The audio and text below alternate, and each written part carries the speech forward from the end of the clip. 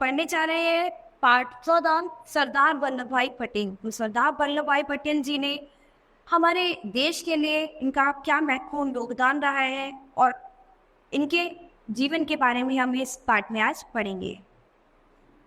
सरदार वल्लभ भाई पटेल भारत के स्वतंत्रता संग्राम के महान सेनानी और स्वतंत्र भारत के प्रथम गृह मंत्री और उप प्रधानमंत्री थे। वे आधुनिक भारत के निर्माता थे। भारत के एकीकरण में उनका महत्वपूर्ण योगदान है। उन्होंने जिस दृढ़ता से नव स्वतंत्रता प्राप्त देश की समस्याओं को सुलझाया, उसके कारण उन्हें लौह पुरुष भी कहा जाता है। इस संबंध में उनके जीवन के महत्वपूर्ण बिंदुओं पर प्रकाश डाला गया है। तो यहाँ पर हम उनके जीवन में होने वाले कुछ महत्वपूर्ण बिंदु हैं जिन पर आप प्रकाश डालेंगे।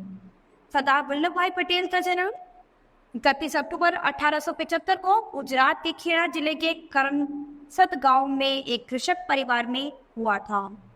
उनके पिता का नाम झवेर भाई पटेल और माता का नाम नवदा था। वे अपने माता पिता की चौथी संतान थे। मैट्रिक परीक्षा उत्तीर्ण करने के बाद वे उच्च शिक्षा प्राप्त करना चाहते थे, किंतु परिवार की आर्थिक स्थिति ठीक न होने के कारण उन्हें उच्च शिक्षा प्राप्त करने का विचार छोड़ना पड़ा। तब उन्होंने मुख्तारी परीक्षा पास की और वकालत करने लगे। अपनी ईमानदारी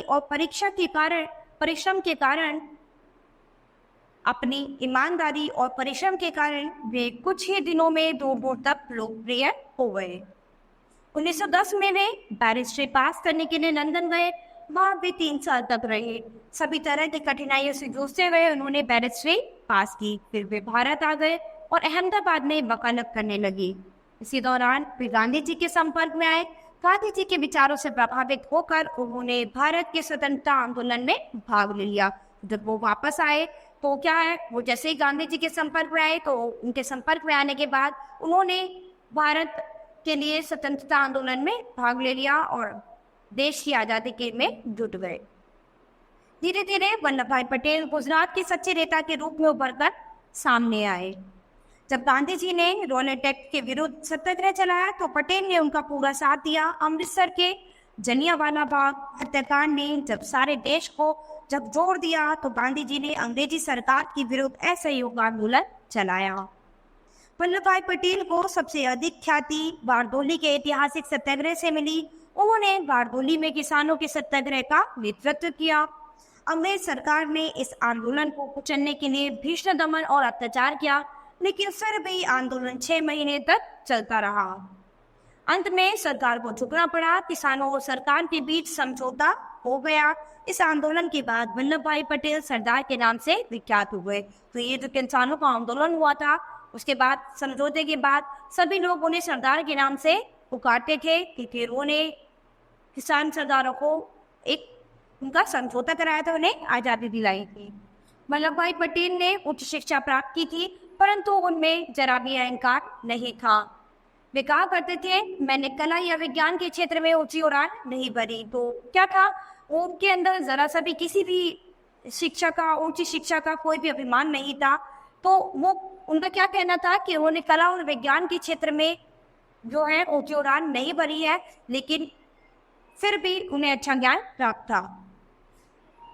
मेरा विकास कच्ची झोपड़ियों में, गरीब किसान के खेतों की भूमि और शहरों के गंदे मकानों में हुआ है। तो इनका जो विकास हुआ था कच्ची झोपड़ी में, एक गरीब किसान के खेतों की भूमि में और शहर के गंदे मकानों में हुआ है। 15 अगस्त 1947 को हमारा देश स्वतंत्र हुआ तो वल्लभ भाई पटेल को देश का उप प्रधानमंत्री बनाया गया। उन्हें गृह और रियासती विभाग का कार्यभार मिला।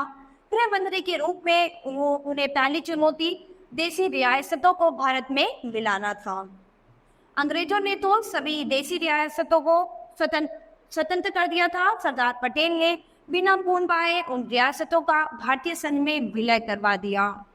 पटेल ने देसी राजाओं को समझाया कि उन्हें स्वायत्तता देना संभव नहीं होगा। उन्होंने कहा, कुएं के मेंढक मत बनो, महासागर में आ जाओ। तो क्या है, सबको उन्होंने यही कहा कि कुएं के मेंढक मत बनो, कि बस वही उसी एरिया में उधर उछलते रहो, कि सब जो है इस महासागर में उतर आओ। इसके परिणाम स्वरूप 3 को छोड़कर शेष सभी रजवाड़ों ने स्वेच्छा से भारत में विलय का प्रस्ताव स्वीकार कर लिया।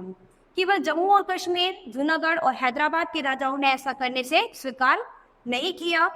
कुआंगढ़ के नवाब के विरुद्ध जब बड़ा विद्रोह हुआ तो वह भाग कर पाकिस्तान चला गया और जूनागढ़ भारत में मिल गया। हैदराबाद के निजाम के विरुद्ध तो पुलिस कार्रवाई तब करनी पड़ी। 3 दिन के अंदर ही निजाम की सत्ता का अंत हो गया। सरदार वल्लभ भाई पटेल द्वारा 562 रियासतों का एकीकरण विश्व इतिहास का एक आश्चर्य था। भारत की यह रक्तहीन क्रांति थी जिसमें न कोई बम चला, न कोई बड़ा विद्रोह हुआ। सरदार पटेल के इन प्रयासों की प्रशंसा करते हुए महात्मा गांधी ने लिखा, रियासतों की समस्या इतनी जटिल थी जिसे केवल तुम ही हल कर सकते थे। सरदार पटेल के इस महान कार्य की देश भर में प्रशंसा हुई। उनके इस कार्य की प्रशंसा करते हुए तत्कालीन प्रधानमंत्री पंडित जवाहरलाल नेहरू ने कहा था, इतिहासकार जब पिछली बातों पर नजर डालेंगे तब निसंदेह वे समझेंगे कि रियासतों के एकीकरण का काम भारत के इतिहास में सबसे महत्वपूर्ण हो रहा है। गृह मंत्री के रूप में वे पहले व्यक्ति थे जिन्होंने भारतीय नागरिक सेवाओं ICS का भारतीयकरण करके उन्हें भारतीय प्रशासनिक सेवा IAS बनाया। उन्होंने अंग्रेजों की सेवा करने वाले में विश्वास भर के उन्हें राजभक्ति से देशभक्ति की ओर मोड़ा। सरदार पटेल ने सोमनाथ के मंदिर का पुनरुद्धार भी कराया। 15 दिसंबर 1950 को सरदार वल्लभ भाई पटेल का निधन हो गया। वे आज हमारे बीच नहीं है, लेकिन इस देश के लोग उस महान राष्ट्र शिल्पी को कभी नहीं भूल पाएंगे। ऐसे देशभक्त और कर्मठ पुरुष सदियों में पैदा होते हैं। 1991 में उन्हें मरणोपरांत भारत रत्न से सम्मानित किया गया। तो मरने के बाद इन्हें क्या भारत रत्न की उपाधि दी गई, दायित्व से सम्मानित किया गया। अहमदाबाद के हवाई अड्डे का नामकरण उन्हीं के नाम पर सरदार वल्लभ भाई पटेल अंतर्राष्ट्रीय हवाई अड्डा रखा गया है।